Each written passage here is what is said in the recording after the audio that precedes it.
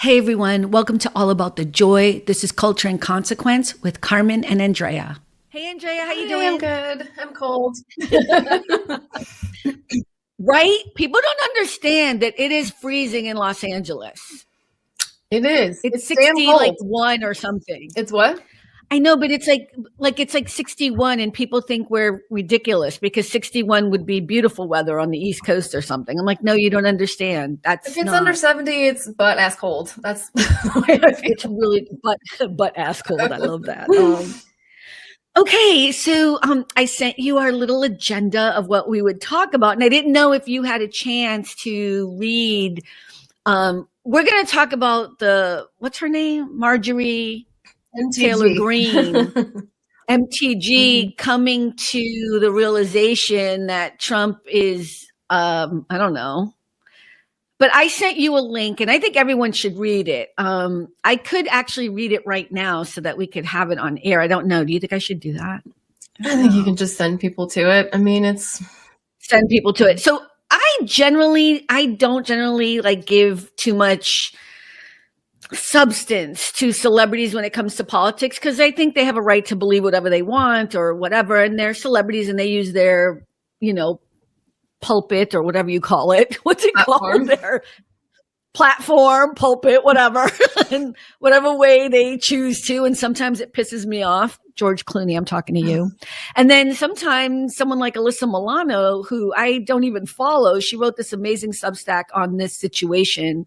And I'll link it in the notes for you to look at, but it was really well done. And it was basically calling out Marjorie Taylor Greene's newfound, is it hatred of Donald Trump? Or I don't know what the right word is.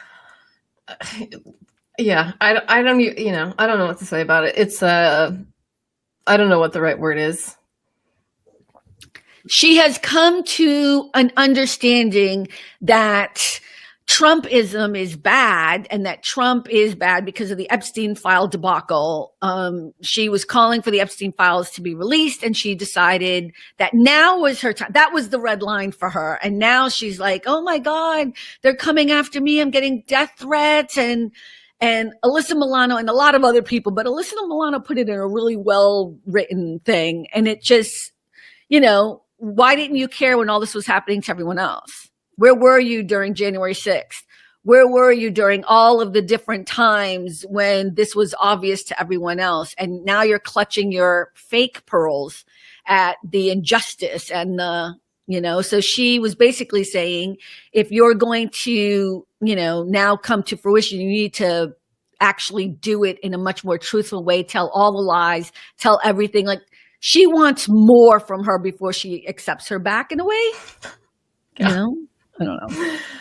Yeah, I mean, you know how I don't know how you feel. Knows how I feel about this. I mean, it's like, it's, I'm at a loss for words.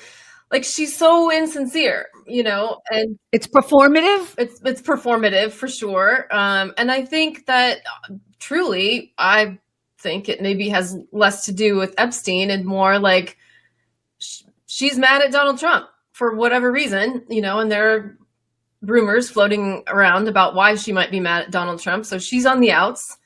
And oh wait, what rumors? I don't know the rumors. There was AOC put out like a something. I don't know. It was on Instagram or TikTok. I don't know. Whatever. This was like last week, 2 weeks ago. Who even knows that? Who knows, right. That Marjorie Taylor Greene wanted to run for Senate in Georgia, and Trump told her no. Right. And so she's pissed. And she's an attention seeker. Why would Trump tell her no? Like, why does he think he has the right to tell people who because who that's can how run they for all whatever? are. They have to go ask daddy for permission. And if he says no, it's no. Oh my God. Okay, every time I hear someone call him daddy, it just the cringe level of it. But that's how they act. It's so gross. It's all the bros too that always do that. They call him. Ugh, I can't even. Okay, I didn't even know about that. I was under the impression more that she kind of took the kind of wind and noticed that the Trump fucking arc or whatever the hell it is, right? is falling over. It's capsizing or whatever. a manipulative narcissist attention seeker, right? And so maybe she is, got her finger in the wind. Maybe she is kind of a true believer on the Epstein stuff, but also she's on the outs with Trump already. And so and she loves to get under people's skin. We know this about her. So that's her whole vibe, is like, let me niggle my way and under your skin and piss you off. So that's what she's doing. She's getting the attention she wants. She's being manipulative, and she's getting under Trump's skin. And okay, but what would it take? Okay, so let's forget about her. I agree with you. I'm not gonna, I'm not gonna fucking sit here and, defend her. But I'm curious, because this led me to a different part of this, is what does it take to accept people who have been supporting Trump all this time back into Earth One? I love that, Earth, because we're Earth One, and you've all been living in Earth Two somewhere. So, but what would it take for you? Well, you don't. It's not happening. But if it was gonna maybe happen, I would say probably years of action showing that you have actually turned a moral corner, that you have come over to the side of, like, moral clarity. So I don't want to hear your words. I don't want to hear your humble apology. I don't want to hear anything about that. I want to see that you actually no longer support and vote for policies that actively harm people. I want to see those actions over and over and over and over again, and then over and over and over again. And then maybe for me, I will consider possibly not thinking that you are an immoral piece of shit. That's where I'm at. Yeah. I'm not going to disagree. I think it's really I think it's a difficult situation. I'm really angry that Trump and the cronies who know better, because let's be very clear here. And I know you're not very forgiving of people who I think were just sucked into a cult. And I get it, right? Because what he was able to do, what Trump was able to do so easily, was get himself with people like Steve Bannon and Charlie Kirk and all these people. And what's the other guy? That guy, Steve, whatever, the guy who's the immigration Miller. Jewish guy who Miller. is, what's Stephen his name? Miller. Stephen Douchebag. Right. He was able to get with other people and manipulate your racism, your homophobia, your, ableism, your all of the isms that you all hate because it's woke. And I know people don't like to be told that they're racist or homophobic or whatever. And I can understand that's very painful. But that's part of the problem, is you're not even aware of it most of the time because it's so institutionalized. And that's what he was able to tap into, and you went with it. And that's why, and we're going to be all over the place with topics today, but that's also why this whole thing about, we touched on it a little bit last week about white men and what's that guy, Scott Galloway, and his kind of like, woe is me, right? Because that's what's happening now. Like, white men are all in their feelings kind of, sort of, because they're feeling like, oh, I'm not a man and I need to feel like a man and I can't find a woman. And so my life is... And it taps into all of that bullshittery, all of it. Mm-hmm. And that's what Trump was able to do. Yeah. And I am shooketh by the people who keep trying to support him. I was watching a couple of, and I can only do like 3 minutes max. I was watching guys' podcasts. I was watching there's 3 different, pretty well-known podcasts. And I was like, I can't even sit through this. Like, even as they're trying to say they're turning a corner because they don't believe blah, blah, blah, they're still there. I don't know. Yeah, we are living in separate realities. We really are. I did a little bit of reading after last week in our discussion. I did a little bit of reading and about, the male loneliness crisis, I guess. And is that what it's called? It is. It is. And one of the things that I read, it was written by a woman, and it was like, we kind of what you just said, right? These people are having feelings. right? And they're uncomfortable with those feelings. And so shaming them or making fun of them in the way that I did last week is obviously not helpful. You think? Okay, good. This is Andrea's version of apologizing. I'm not apologizing at all. In fact, I wasn't going there at all. And so I read that, and because I was like, all right, I'm obviously a bitch, and that sucks, and maybe I could learn something here. And what I took away from that reading was that, like, we talk about equity, right? And so let's say we're all in a race, right, to get through life. And you've got everybody else and kind of, there are some people who are on the starting line, and then other people who are maybe further back, and other people who are a little bit forward. The white men are like on the 25-yard line. They're so far ahead of everybody else. And the whining and the sadness and the loss of control is because they're like a half a yard back from where they were, right? They're like, it's just the tiniest little bit of change. They still run everything. They still look across all of the political leadership across all parties. Okay. All right. But I'm gonna be devil's advocate, and it's just to get the conversation flowing, right? In a way.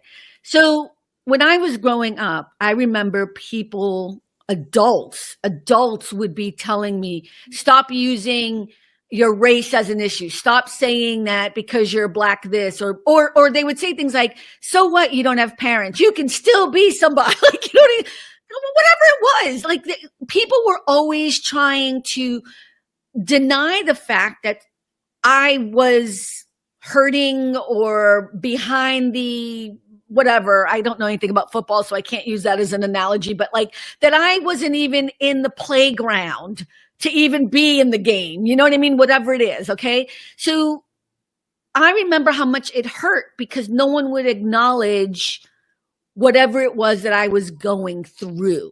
Okay. So even though I agree with you with white men that they are still, even though they're, a couple of yards back than where they were before, I still feel like it's taking everything in my being to say this. I still feel that there is something happening that is uncomfortable for white men. And I get that. And I hear it. And also white women, like in this country, there is something happening where other people are getting equality and that's hurting you. I don't know how else to say it. It's a change. It's a change, and change is uncomfortable for people. And then there's the fear. Okay, and then I'm gonna let you go. And I'm gonna let you say whatever you want. Then there's the fear part, right? There's the fear that, and this is true about a lot of white folk. I'm not saying the white people watching this video are listening, so please, I don't need the nasty emails because whatever. That feel like, well, if Black and Latino and Asian people get any power, they're going to take over and I don't know, do what to white people? Treat them, I've heard this before, treat them the way we've treated you. Yeah, I said that to you on this podcast. Yeah. That's how you heard it. I was trying not to let it be you. But I mean, this is what I'm saying is like that, it's such a weird, evil kind of thinking that that's what people want. And I'm just telling you, in the circle of people that I hang out with or talk to or listen to or read or whatever, I have never once heard a person of color be like, yeah, I can't wait to hurt white people. Like that's never been a part of a conversation. Yeah. Dre doesn't even want to be here today. She's over this whole conversation right now. Well, okay. So a couple of things. I'm going to go back to what you said about like change being hard and uncomfortable. Yes, it is. And it is how you choose to meet discomfort that shows your character. Yeah. But I think white men having, I know. But here's the thing. With hate, with misogyny, and like that's how we're choosing. Wait. But could we be more positive and be like, it's probably because they didn't see it coming? No. Okay. So I look at like I'm just saying, Look, I am the last person on the planet who is going to be this kind about white men or whatever. But I'm just saying, I think part of the problem is they feel whiplashed, right? They're not at the top anymore. Yeah, they are. Look, there's this whole, I know. Look, there's this whole trend happening on TikTok right now called the quarter zip. And I know you're not on TikTok, but people who are on TikTok will know what it is. Basically, it's young Black men wearing quarter zip, like pullovers. And do you remember like the dandy era, the kind of the fashion era where Black men were dressed in kind of like the hats and the, you know what I mean? So it's kind of parallel to that era. And what's happening is all these young, beautiful, wonderful Black men are wearing these quarter zips, and they're like coming out and they're dressed to the nine. Yet they just look beautiful. And what's so weird is everybody's embracing it and so happy. And then there are white people who are like, you're stealing, fashion from white people. And I'm like, what is happening right now? There are people demeaning it because to see young Black men in kind of this beautiful, I don't know how to explain it, but they're just in a fashion-esque moment and they're just having joy and happiness is really triggering to white people for some reason. And I am shook by it. And I think it's because white people can't seem, not all white people, please, really, not all, we just talking about those, are having a problem actually identifying the stereotype you have in your head about Black men and Black boys and Black young people with what the reality is. And that's what I think is actually happening. You know what I mean? I think that's the discrepancy, is people have an idea of what they think Black people are supposed to be like, and then they are seeing them everywhere, whether it's Black women, Black men, Asian, Latino, whatever. You're starting to see them as human beings who are equal and smart and wonderful and talented and contributing. And that's not how you used to view people of color before. I got nothing, man. If that's your problem, Okay. Go find your fucking island and live with your bros. I don't, you know what I mean?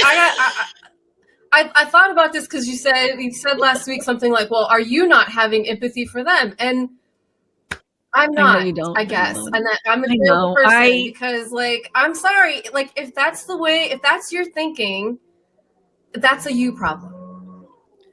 It is a them problem, but I can have compassion to see that it is a difficult thing to walk through. No. Okay. All right. We're going to move on to the next subject. Well, I know. I'm trying to, I just feel like if people are trying to find their way through, I'll give you my answer on what it's going to take for me to believe. I have so many people I know who were Trump supporters and now they're not Trump supporters for whatever reason. I'm disappointed what the red line is for you. I'm not going to lie. I don't know if it's ever going to be okay for me to think that him coming down that stairwell or whatever it was, and first of all, I'm from the East Coast, so I knew from back in the day that he was not to be trusted, but he comes down that stairwell or whatever it was, escalator, whatever it is, and talks about Mexicanos. And I will never forget that because I couldn't even believe that at that moment, in that right there and then, there was a political figure in this United States saying something so vile about a group of people, and that I don't know how that wasn't the red line, or so many things before that. You know what I mean? So for me, it's really hard. And as much as I'm glad that so many people are seeing the light, I've lost something about who you are as a person, and I don't know how to fix that. That is over time, but think about someone you met and you really liked and you thought they were amazing and great. And then you found out that they, hit a child or something, you know what I mean? Or they, whatever, they have a conviction of something or whatever. It's not that you hate them or whatever, but it's going to be hard to get back to that place of how I thought you were. I think that's fair. I don't know. Maybe it's not, but that's how I feel about it. Yeah, I mean, I think, I guess I don't have anyone like that. You know what I mean? I don't have someone. I'm just saying in Yeah, general. I'm yeah. just saying in I general. mean, yeah, I will never trust anyone who supported Trump. I mean, that's just, I will never. And that's kind of where I'm at. I can't see a reality, a world in which I'm like, okay, yeah, you're good now. I just don't see it. I think the way in which you can help, though, is I do think it's important not to talk so much. I do. Like, we don't need to hear your confession. You know what I mean? Like, behave as if you've always, you know what I mean? Like, just start voting for Democrats. Like, just start fixing the problem. Well, and yeah, that for sure. And I think, one of the things I thought when I watched that clip that was on CNN with Marjorie Taylor Greene was like, okay, I think this is total bullshit, but if one morally bankrupt white woman sees her and thinks like, and it provides like a questioning for her to be like, well, maybe I should look at my support for Trump. I suppose that's a good thing. I mean, a lot of people, because she did, I'm gonna give her, I know I am gonna give her some credit because she came out. Because even that Bobart person, whatever her name is, I mean, she was put in the sit room and asked to change her vote on the Epstein files. I mean, so I can have more than one thought. I'm trying to teach people that you can have more than one thought and feeling at the same time. Like, bravo to doing what you got to do. Like, I'm going to give you that credit. I think because MTG did come out vocally on television, it's started to change a lot of Trump supporters' ideas. Yeah, I mean, here's my that's good. I agree. Yep, we'll give it that. And yes, you can say like, okay, that particular action was impactful and ultimately positive.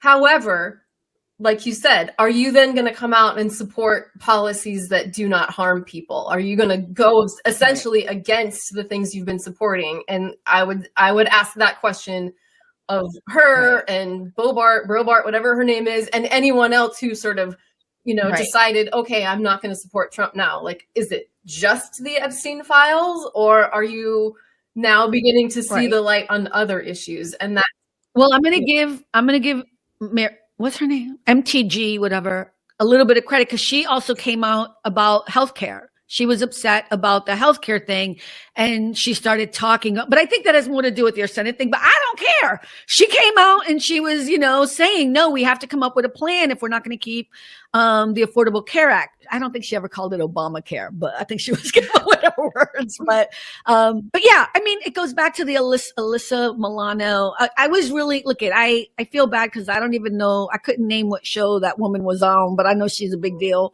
But I confuse her all the time with Jessica Alba. I confuse the two of them all the time. I know. I don't know why. But I was really impressed by what she wrote, but she talks about that at the end of it. Like, if you're going to fully come to, to the table, we need to know all the lies. We need to see you talk about blah, blah, blah, blah, blah. And so it's kind of full circle there. So it's a really good piece on her Substack, but yeah.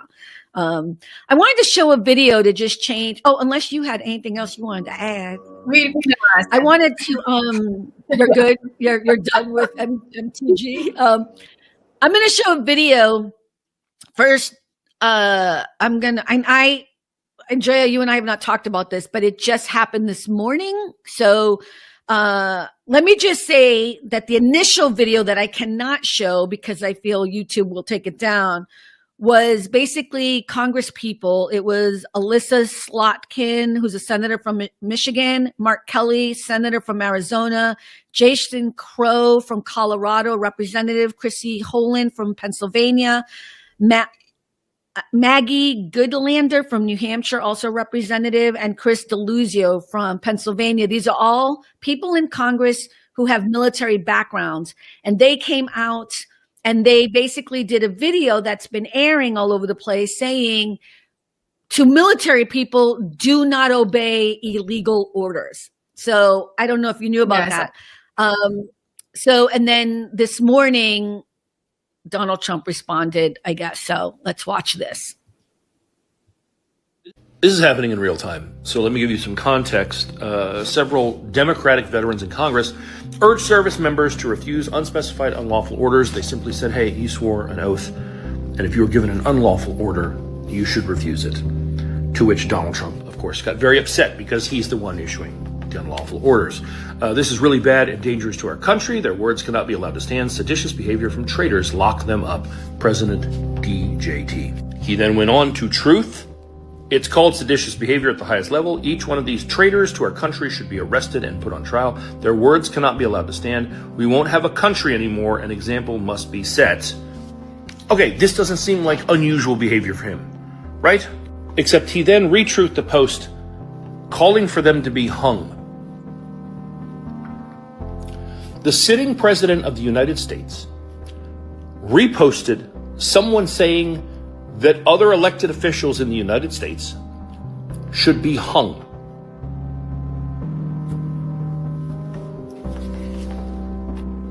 This is the darkest timeline, and I just want to get off this ride.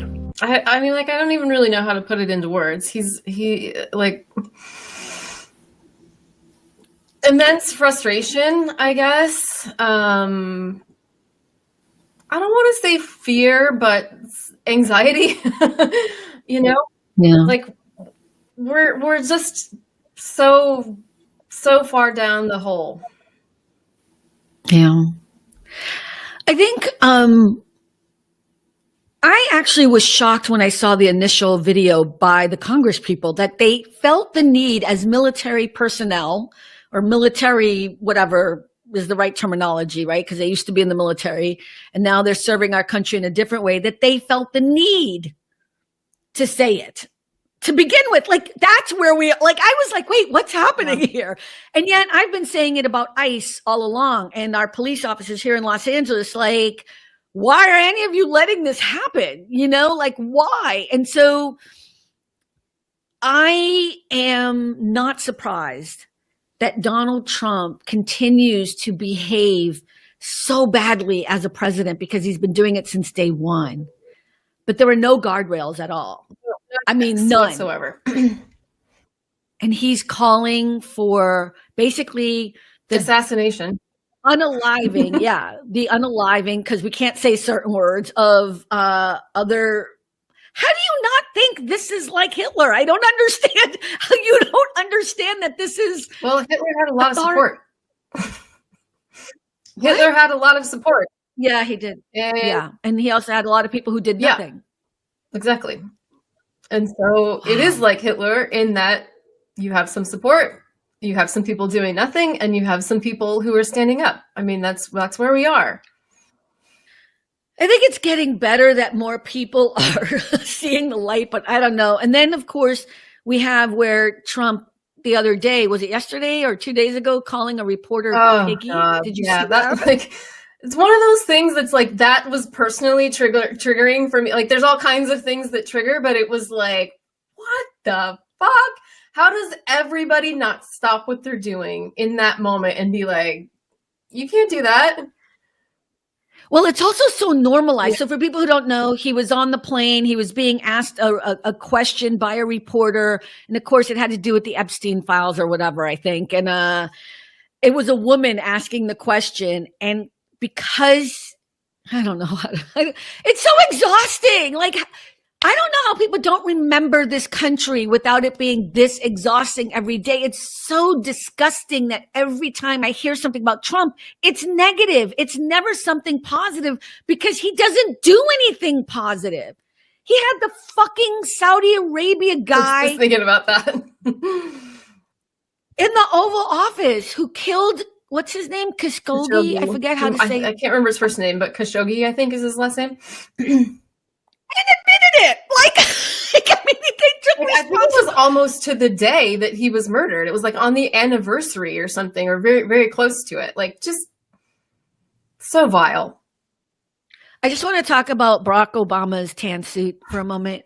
I can remember the fucking hoopla over Barack Obama wearing a tan suit. I mean, they were calling for him to be like, he was disgracing the White House. It was a disgrace. Like, I'm not even making a joke. This was a huge, big deal because he wore a tan suit. And then I remember they had to juxtapose a photo of Reagan wearing a tan suit with Barack Obama. Like, you know what I mean? Like with another picture of Barack Obama wearing a tan suit so that people would calm the fuck down. But here we are. Here we are. Like, I don't know, man. Like, where I don't have the words. Like, there are, like, it's depraved. You know what I mean? It's disgusting. Like, and like you said, we're living, like, there are multiple things per day that are just like, how are we all living like this? I don't know, but I wish this nightmare would end already too. I do. I don't. I mean, I've never had any hope for him to be anything other than what he's always been. Because again, growing up on the East Coast, I don't know how people didn't see this all over the place. But if you don't know who the Central Five are at this point, I don't know what else to say. Yeah, I don't know what else to say. I mean, I remember him from the 80s and just being like, hell to the no. Like, he's just so obviously a grifter. And I wasn't even on the East Coast. He was just like, oh, art of the deal, big, you know, it's like he was just so obviously slimy. Yeah. I remember him from the Central Park Five thing. I remember. But I hear you. It's not like he's ever been, but you know, people got sucked in. Again, I'm not making excuses, but they got sucked in by that reality show thingamajiggy. And still, like, okay, whatever. But all right, let's change the subject to something joyful. You want to talk about Hallmark movies? I do, because I actually, I know. Wait, how did we even realize that, like, you're a big Hallmark movie buff? We were talking about it after the show yesterday about, like, well, you know, how, essentially, like, how are you coping? And I'm like, I'm watching, like, Christmas movies 24/7. I know. And I was like, me too. So I was also saying that, like, I kind of hate watching them because I get so annoyed because some of them are so bad. But then I was like, there are people on there that I just love. So I'm just going to put up the picture I showed you because, you know, I got mad love for this boy. Damn. That's my favorite one. I have not been able to see one with him in it yet. I know. This is Warren Christie, for those who don't know. Oh, my God. I love him. Okay, so he has one of the most classic. Okay, I probably shouldn't keep his picture up there for the rest of the show. He's so beautiful. But he has one of the most classic movies with Henry Winkler. I sent you the link. I forget the name of it. I'll put it down at the bottom. But it's such a good one. And I know I was looking through all the things to find out when he was coming up, but they just did like a weekend of him or something. So you kind of on Hallmark. On Hallmark. So how are you watching Hallmark? That's the problem. So I have it through YouTube. I don't have a separate Hallmark account. I mean, I have like everything. So I'm watching a lot of stuff on Netflix, and some of it's Hallmark and some of it's not. Okay. And then there's a few on Prime, which I have all this stuff. And then we also have like regular cable. So I'm watching like the actual Hallmark channel. Hallmark. Okay, it's so funny. I was going to send you a gift card to get the Hallmark channel just because I wanted you to watch like 3, because I think he has 3 of the best. I sent you the list, but I think he has like 3 of the best of them on there that are actually good movies and good acting and good storylines or whatever, right? But here's the thing. If you buy Hallmark, the actual cable channel, Hallmark Plus, they don't have all these movies on it. It's kind of a supplement to having it on your regular channel. So you just have, and I looked because I was like, Warren Christie. You know what I mean? I was like, and he doesn't have any of them coming up. So I'm like, I'm not going to send that now. But yeah. I mean, that's a whole other rant where it's like, okay, I'm paying for everything and then I got to pay more to watch it. Whatever. Yeah. But anyway, yes. So go ahead. Yes, there's a lot of hate watching. But so there's like, you know. No, wait, why are you hate watching? No, I'm hate watching because as an actor, I feel like I could be on 95% of those movies. As a consumer, I guess. Oh. Like, the acting is just so, like, it's just so bad. It's so insultingly bad, you know, and you just kind of, like, I watched one last night that was I don't know of any of the actors, but there's some of them were people I had seen before and whatever, some other things. Yeah. And it was like a family who went on like a cruise together. Oh, yeah. I saw that. And the dad is being sick. Yeah, he's sick, and there's the gay couple, the two and guys. I was just like, like the acting was so stilted, you know what I mean? But that's one of the better ones because at least there's a storyline there. There's a storyline, and like the mom isn't dead. The mom is always dead. Always dead. So that's it. I have my like markers, right? So there's like the formula, and I'm like, okay, dead mom. Okay, we did that. Okay, like, is there a bakery? Is there a bakery? Started off hating a farm. Is there an inn of some kind? You know, olive. And then the moment where they see each other as like real people, you know, the almost kiss. Right. Wait, there's always the first almost kiss that is interrupted by someone or something, you know, always. You can count on it. So I've gotten really bad too because there's a lot of, so just acting wise, there's a lot of indicating, which drives me insane. So what indicating is like, let's say there's a sad scene and I do this. Weird.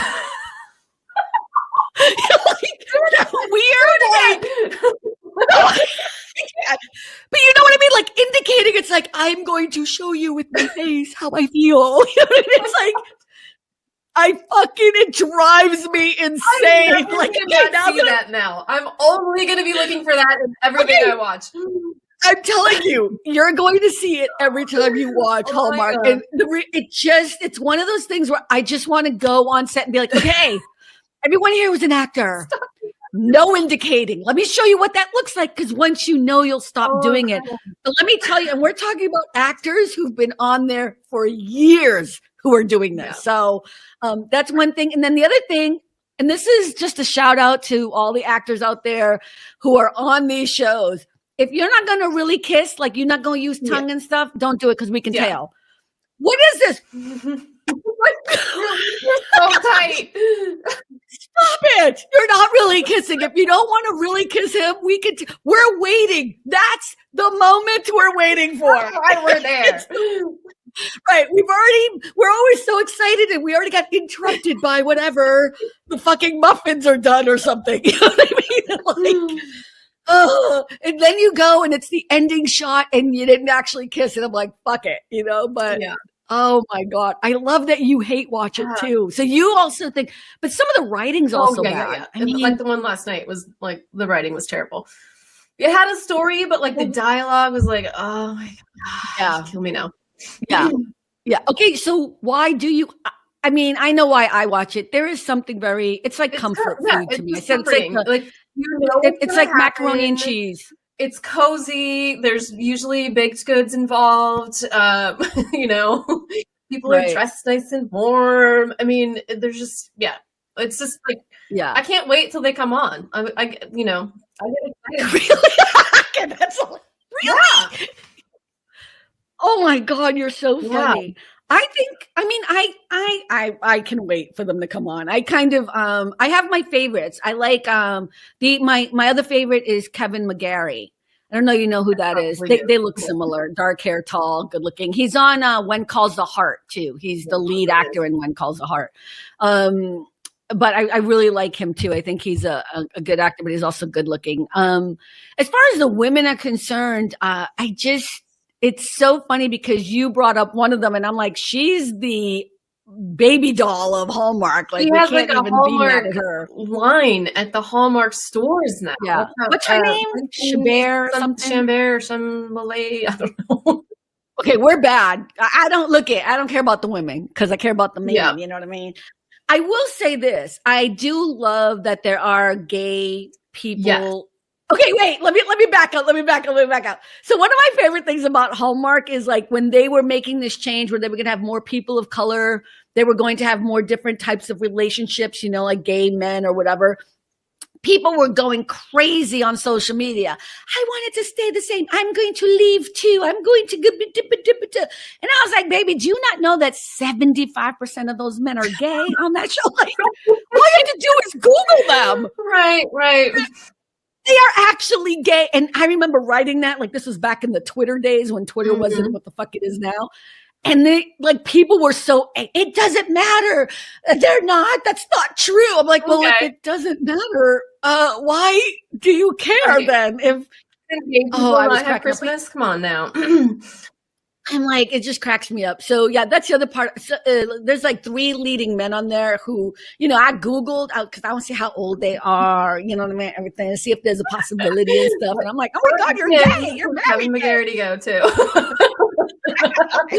Oh, it's so bad. Yeah, it's so bad. But yeah, it is fun. But I do like that they have now, they've lost a lot of viewers.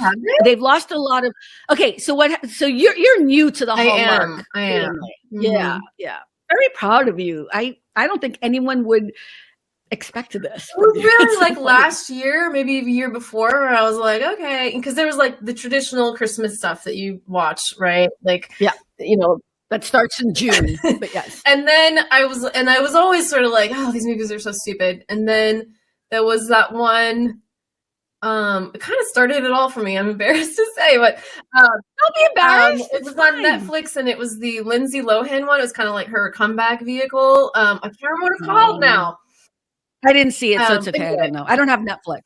And it was like funny and goofy and kind of stupid. Yeah. And so I was like, all right. And we all, like, me and the girls watched it and, you know, loved it. It was super funny. And it has all these sort of callbacks to like Mean Girls and, you know, stuff like that. Oh yeah, that's so cute. Yeah. So then you start to, you know, that was my, what do they call it? My initiation. Right, your initiation into the drug of Hallmark. So then now I'm like into it all. And then last year I was like, all right, I'm just watching them all. I'm just going to watch them all. Right. Everything. I watched like, you know, Christmas at the Biltmore and, you know, Christmas Inheritance and like. Okay, the fact that you know the names of them, all I know is every single one has Christmas in it. Yeah. That's it. That's all I know, like, mostly. So about, I think it was like 2 or 3 years ago, probably when you first started watching this or whatever, a lot of the stars from Hallmark moved over to the Great American Channel or something, the Great Family Channel. I don't know what the hell the name of it is, but there's another channel that started competing because Hallmark wanted to diversify, and one of the CEOs or trustees or whoever, I don't know, but a white man, of course, moved and started another family channel. And so he took a lot of the Hallmark stars with him, and it was a big deal. And it doesn't mean that because they didn't want diversity. They didn't want, and the way they said it was, the way some of the stars said it was, we want to keep traditional families in the TV show, or whatever. And it's like, okay, well, your version of traditional families is very different from mine, you know, because mine is not white, and mine, you know what I mean? Like, and there are gay people in my family, and you know, so it's just so that was like a big riff, and it was like what was going to happen. And so Hallmark has diversified, but it's also lost a lot of its audience to whatever that other channel's called. I don't know the name of it.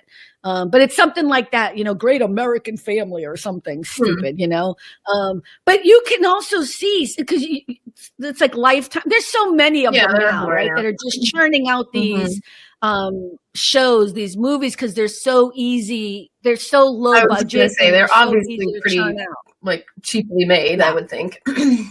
Yeah, so that's why they just churn them out. And it's kind of like watching although the Golden Girls was well acted, well written, and brilliant. But what I mean by that, it's comfort. Yeah. It's just, you can have it on in the background. You know, no one is going to. Well, yeah, like no one's going to die. There's not going to be blood. There's not going to be, you know, anything major. And now they have these minor drama that you know is going to be worked out. Yeah. But I mean, I do laugh at how, I don't know, how same it all is. And yet how I still am like, oh, okay, time for me to watch my show. It's coming on or whatever, you know. No, so, I'm over here waiting for like, because Netflix like drips them out, right? So you get like a big tranche of them in November. And then there was like, okay, this one's coming like November 10th or whatever. And then there was another drop like the 15th. And I'm like, give them all to me now. No, you know what? I have to. I'm going to give you my password or whatever, and I can pretend I'm at your house because you could do it because I have YouTube, and I have the best one saved. The Henry Winkler one. I know anybody who watches Hallmark is going to know what I'm talking about. It's just really well done. Although I still think the star, the woman in that one is so thin. Like I every time I watch, I'm like, I wish she. Well, that's another. I mean, I do that with everything, but I'm always like, why is her makeup so bad? And like, okay, and then it'll be like, there's one exactly. I'm not going to say what it is because I don't want to be whatever. Yeah, but like, so there's two sequels. There's the main one, and then there's two sequels, right? The first one, her makeup is atrocious. The second one, they fixed her makeup, but her hair is like unwatchable. And then the third one, they like yassified her and she just like looks like a completely different person. And I'm like, what are we doing here? Wait, what are we talking about? We'll do it off air. I'll tell you later. Yeah, okay. That's so funny. Yeah. Sometimes I just watch because like there's really good clothes or it's shot in Chicago at Christmas and I love that or, whatever. So yeah, look I think there's a place for all types of movies and whatever. I just thought it was the cutest thing. Like I was like, wait, what? I couldn't believe it because I just would never assume you would admit it, But see, I don't think highly of you. What's that about? No, I'm just kidding. I adore you. Yeah, Hallmark is great. I think it's gotten better. I think it'll get, I think it's doing fine now, but there was a big bump in it and a lot of people left because they wanted traditional families. If you're calling traditional families anything where people are divorced and have, how many wives does that man have? Which one? It doesn't matter. I'm talking about Trump. But whatever. Like your definition of traditional values cracks me up. Yeah. You know what I mean? Like it's just, you got to rethink that, but that's a whole other conversation. But wow, thank you so much. I think we're ending on joy, which I think we have to do more often. Yay. We're going to try to do politics, but then always end in something fun. I think that's going to be our new strategy. So, all right, everyone. Well, thank you so much. Remember, at the end of the day, it really is all about the joy. And yeah, we'll see you again next week. Bye, everyone. Bye. Thanks for stopping by. All About the Joy. Be better and stay beautiful, folks. Have a sweet day.